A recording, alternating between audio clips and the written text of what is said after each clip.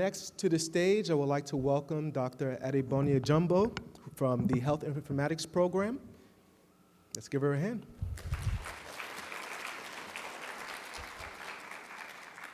Hello, everyone. It's a pleasure to be here presenting my topic, which is very crucial at this moment in time. We all know that resource management is very crucial when it comes to humanity.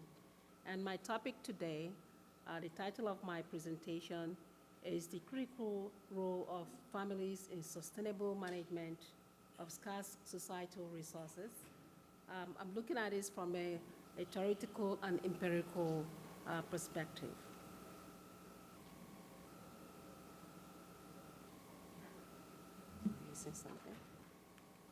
All right. I'm sure that you've heard in the news about managing resources.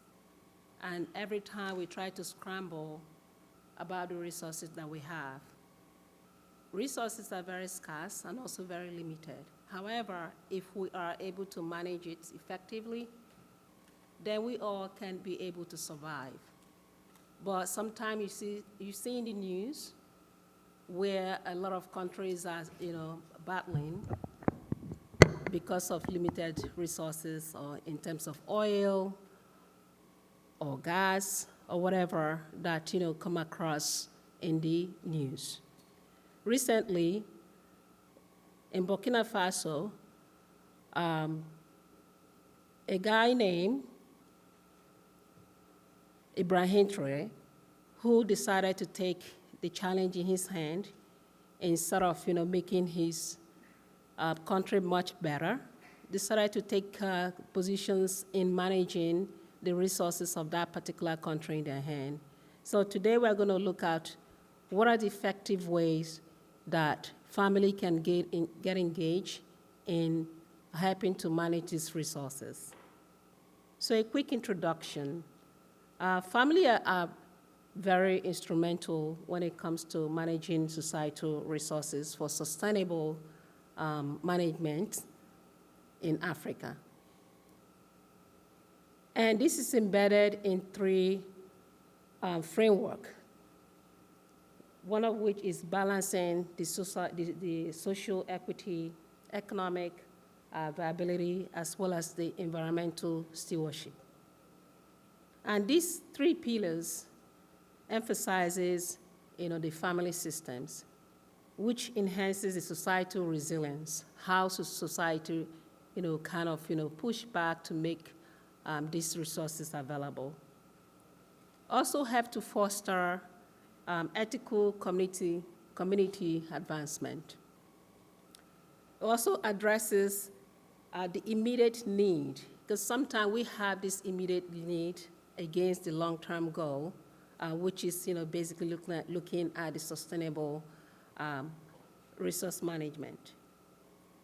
And lastly, the long-term responsibility in future generation. What are the future generation responsibility? How do those, especially for you guys who are graduating or will be graduating soon, how do you get involved in research, in resource management? So a little bit of background. Across the rural and urban area in Africa, family are not just the consumers of resources, they are also a change agent. They are very active when it comes to managing these different resources, land, energy, food systems, and communal labor. Also, they play very pivotal roles in decision-making around farming practices. And if most of you do know that in Africa, there's very much, involvement in the family farming practice, which kind of gives a more organic way of farming. Also, they also engage in household consumption, the energy use, and the intergenerational knowledge transfer, which we're also going to look in depth. How does this, help to sustain the local ecosystem as well as their livelihood? And traditionally, family structures maintain resilience okay, during this socio-economic stress, as well as, communal child rearing, elderly care system. We've also heard about this term that it takes a village to raise a child. Okay, so all this is part of the sustainability ecosystem. Family also are the structures that maintain resilience, okay, and they're also part of, this movement of making sure that our resources are intact, at least it's sustainable to the next generation, not just what we have today or to those who are here today.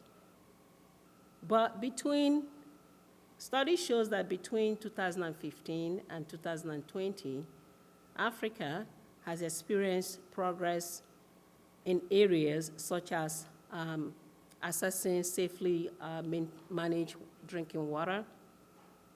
Also in the area of 4G mobile network coverages, and as well as electrification rate. So meaning the electricity has been one of the major issues, but at least, it's getting a little much better because of different innovations in solar system and so on.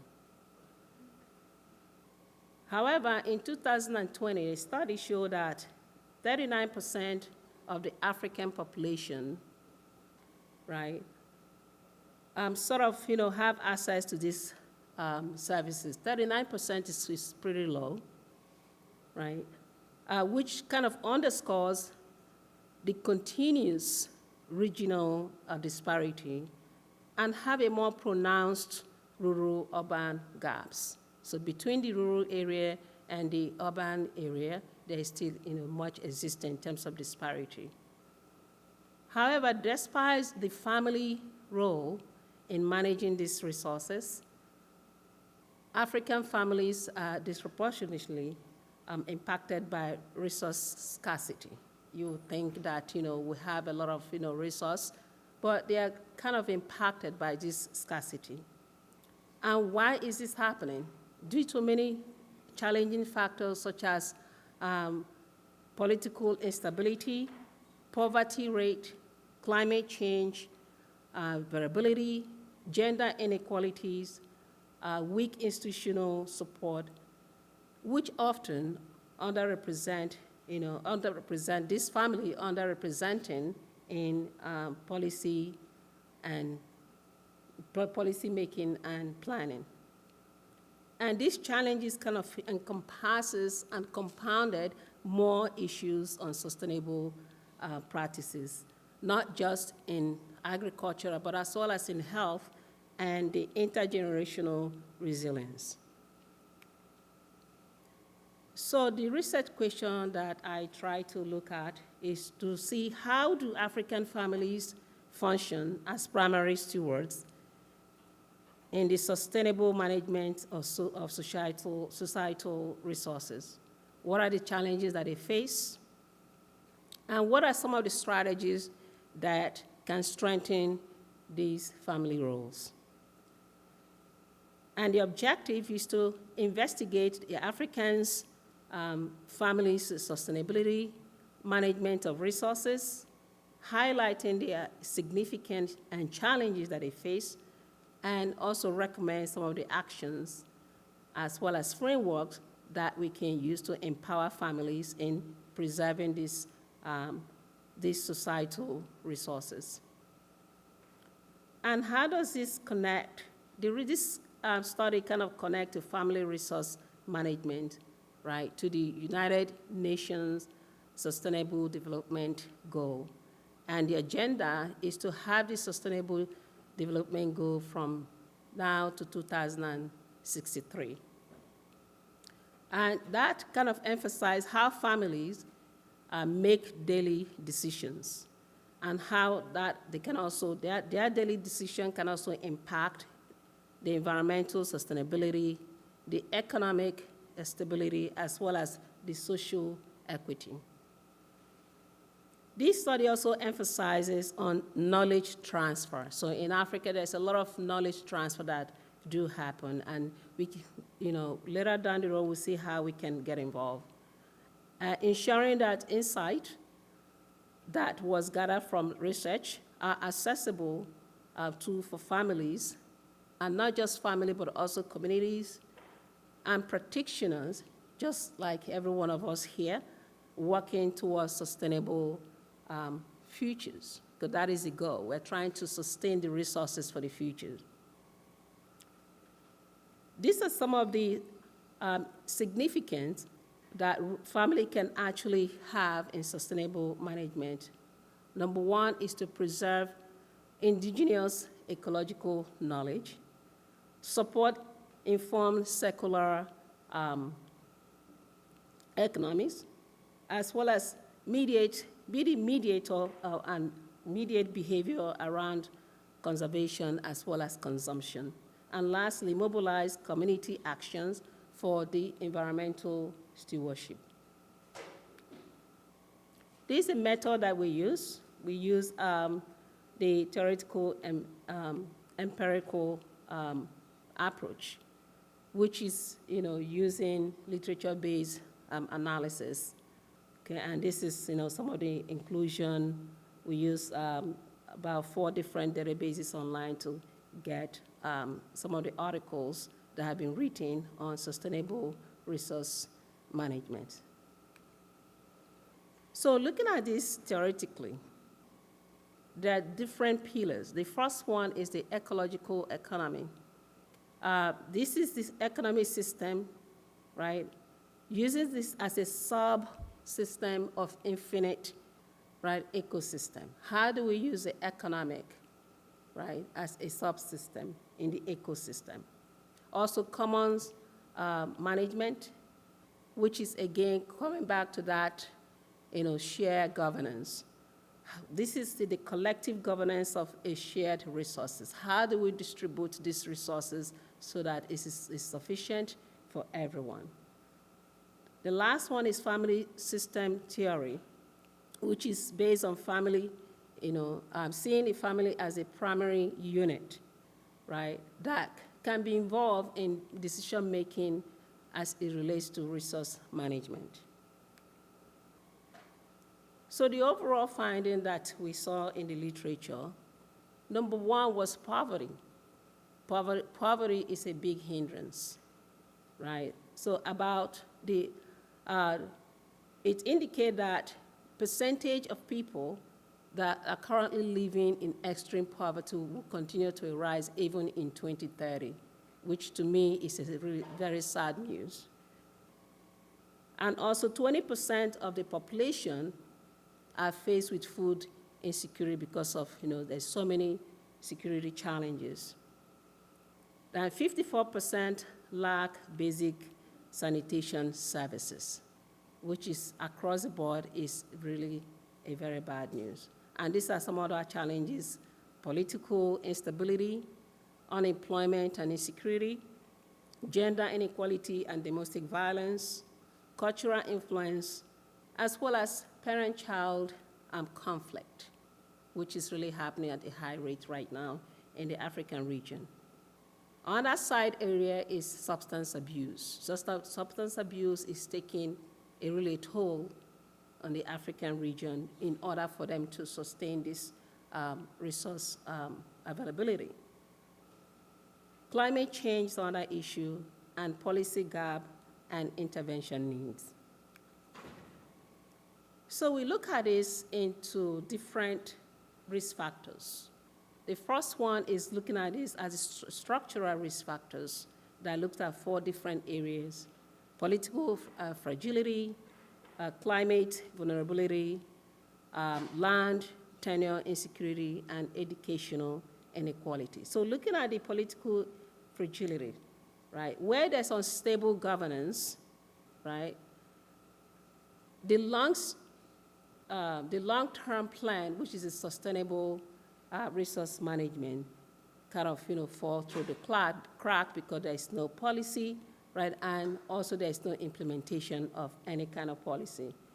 And when this happens, families do not have any other options, right, because they don't have any good leadership, but to rely on the current need, which is kind of a short-time goal, which is basically the survival needs. When it comes to land tenure insecurity, this is where families are not guaranteed property right. They lack incentive for sustainable land management practices, okay? And this there is also short-term exploitation, okay, which become, the order of the day, becomes irrational. And when this happens, right, the long-term access to this goal remain uncertain, which creates a really significant barriers to environmental stewardship. Climate vulnerability, there's increasing frequent and extreme weather issues, which create, again, some kind of unpredictability, right, in the area of droughts, floods, as well as shifting the seasonal patterns that is known in that area, as well as disrupt the traditional resource management practice and families that have been relying on this from generation to generation. The educational inequality, again, is looking at the limited access to sustainability education, right? And this prevents the adoption of the innovative resource management techniques. Gender disparities in educational access even compound this challenge even more, and particularly among women participation in resource decision-making. When we look at this in behavioral risk factors, looking at the short-term survival behavior, how do they behave, when there are this kind of restrictions? So overgrazing and deforestation, right, is driven by this economic pressure that they do have among the family, and they make that as a priorities over the long-term goal, which is, the sustainability. Gender decision-making bottlenecks. Of course, because of the exclusion of women from resource decision-making, despite the fact that they are the central pillar of household management, right? And the traditional gender norm, which is basically women at the back end, they don't have to come to the front end, right? And this is really making a very limited women participations in formal decision making, not just in governance, but anything across the board. And consumption pressure. So another behavioral risk factor here is the consumption pressure, basically looking at the economic distress, which kind of drive the unsustainable resource extraction, right? That instead of maintaining the resource management goal, what is done is usually to cater for the immediate cash need. And market pressure and economic vulnerability can also lead to this over-harvesting and deforestation of these natural resources. So we can see that behavioral factors, right, operate within a larger structure which has a constraint, and helping to create these complex challenges that families do face in terms of balancing the immediate need with a long-term goal, which is sustainable resources. However, addressing this behavioral research on this behavioral risk, we need to first of all understand the social, economic, and cultural context in which family make this decision. Looking at the family resilience, we look at how women are involved in savings, right? How community health workers also volunteer, which this is where we can also come in as interprofessional folks, right? Looking at how the local health agencies or health promoters can involve in helping to educate folks in promoting and addressing these interrelated challenges that is facing them. And also the indigenous knowledge preservation, which is very crucial, right? Which is a traditional environmental knowledge system which help to educate and transfer that generational sustainable resources. I'm going to learn a bit, my time is up. This is a metric table that we kind of put together to show you the different themes, looking at family farming and climate resilience, which is very important. We have to show family how to continue to, to be resistant in maintaining this resource preservation. Family-friendly workplaces and sustainability, family stability and environmental impact, and sustainable entrepreneurship in rural community, as well as the digital capacity, which is very crucial. So now, how do we come in as health professional? Looking at this from the lens of health professional, we need to engage, right, in making sure that this resource sustainability is effective in terms of looking at water resource management, looking at the water airborne issues, looking at climate adoption, agricultural sustainability, as well as household energy. So health professional, right, we serve a very critical role in preserving this family practice.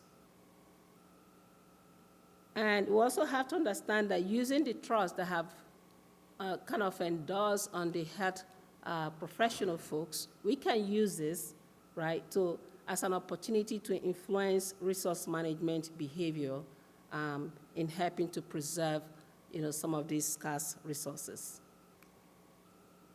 The knowledge translation cycle, engaging academic studies, identifying some of the effective family resource management practices, also transforming these materials into something like apps, posters, using them as a training tools. Community monitoring as well, tracking adoptions and impact through the local health workers, which will help us to tell a little bit of the story, how this is making impact.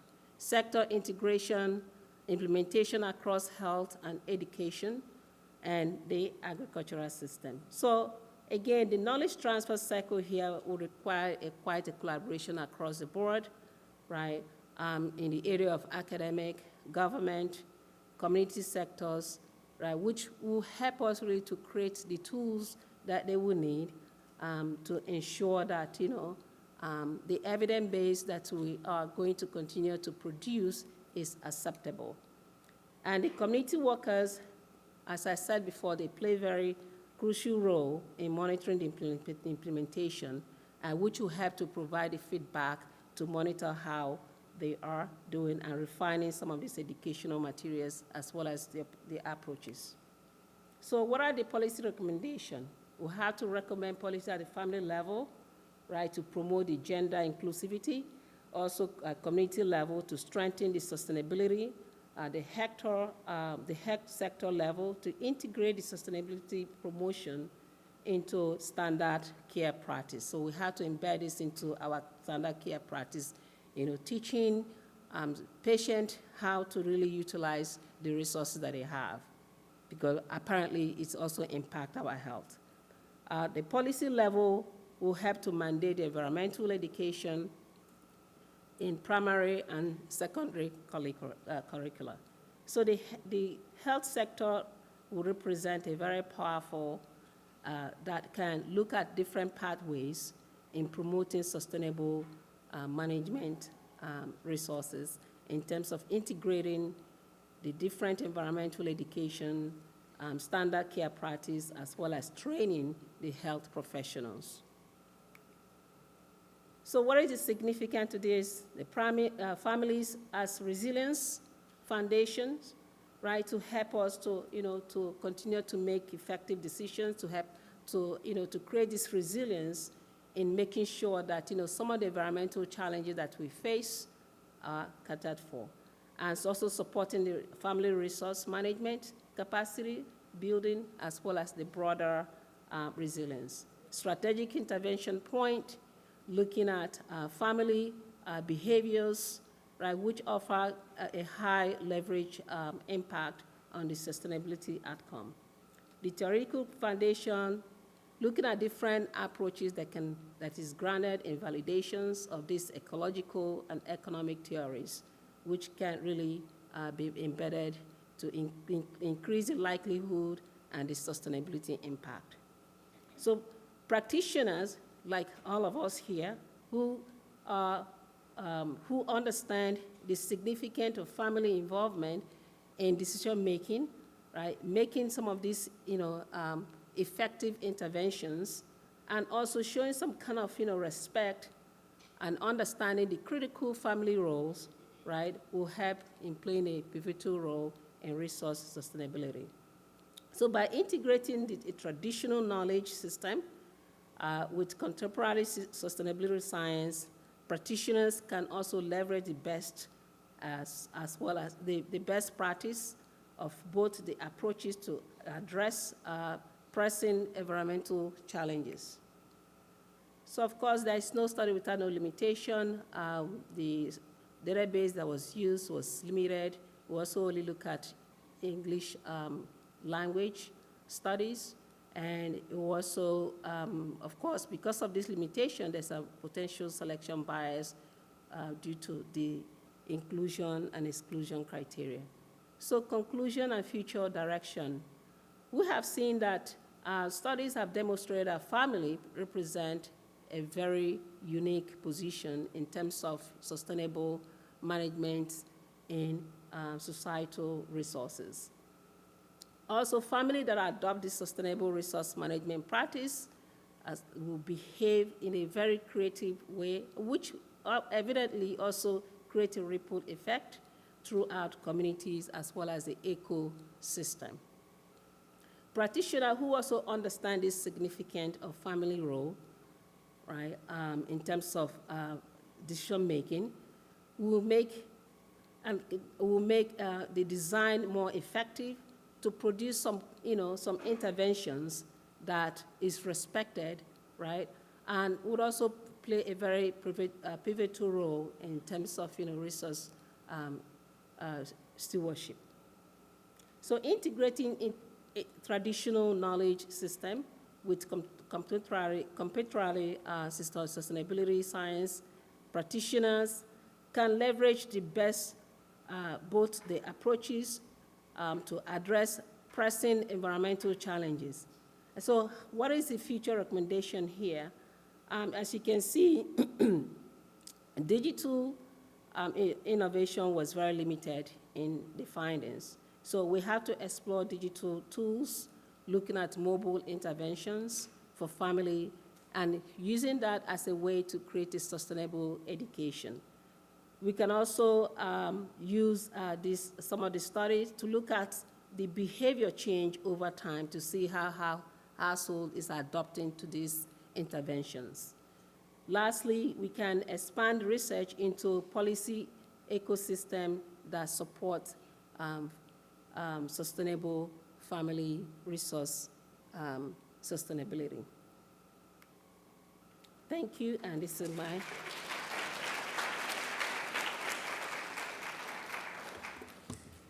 Okay, thank you, Dr. Jumbo.